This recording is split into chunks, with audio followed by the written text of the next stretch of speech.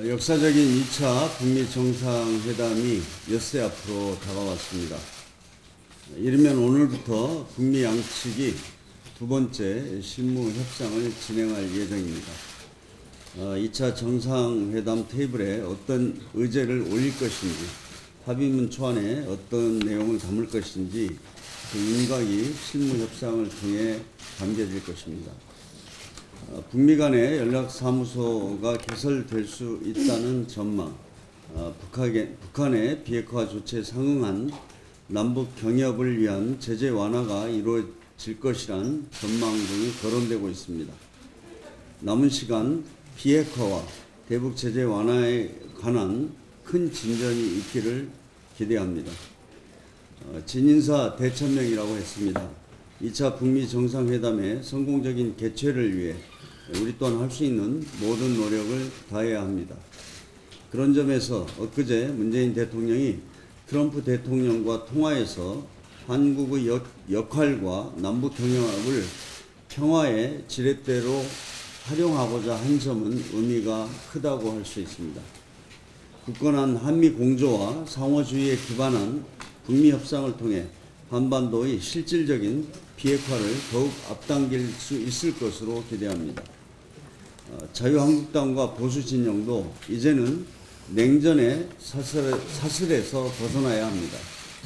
남북 경협을 한반도 평화와 공존의 지렛대로 삼자는 우리 정부 제안에 대해 북한의 선물 보따리를 안겨주려고 한다고 비판한 것은 안타까운 일입니다. 보수정권 10년 동안 그런 낡은 사고를 고집한 결과 한반도의 전쟁의 공포만 더 심화시켰다는 사실을 잊지 말아야 합니다. 한반도 평화를 앞당기는 노력에 동참은 못할 망정 재뿌리려는 행태를 반복해서는 안 됩니다. 자유한국당은 비뚤어진 역사인식을 바로잡을 생각이 없는 것 같습니다. 어제 5.18 망언에 대한 자유한국당의 발언은 헌법과 민주주의 가치를 수호하는 공당이 맞는지 의심하게 합니다. 5.18 망언 의원을 퇴출시켜야 한다는 여야 사당 요구에 대해 어떻게 민주당이 역사 왜곡 프레임을 씌우려고 한다고 말할 수 있는지 이해되지 않습니다.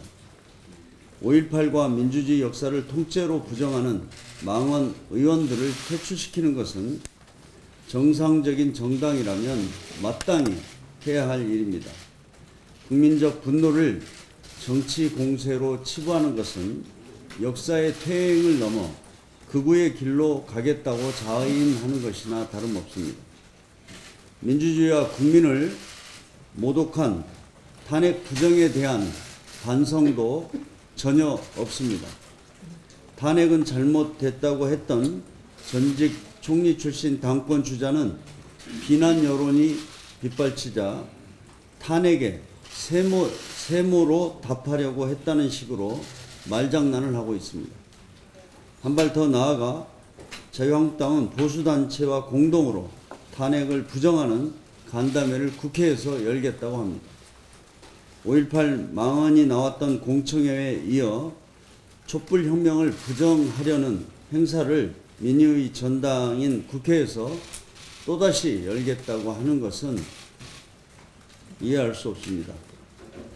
자유한국당은 민주주의 역사를 퇴행시키는 시도를 당장 중단해야 합니다. 5.18과 탄핵 부정에 대해 통렬히 반성하고 망언 의원 제명에 동참해야 합니다. 민주주의를 부정하고 국민을 분열시키는 극우의 길을 계속 고집한다면 국민들이 지탄과 저항에 직면할 것이라는 점을 분명하게 경고합니다. 이상입니다.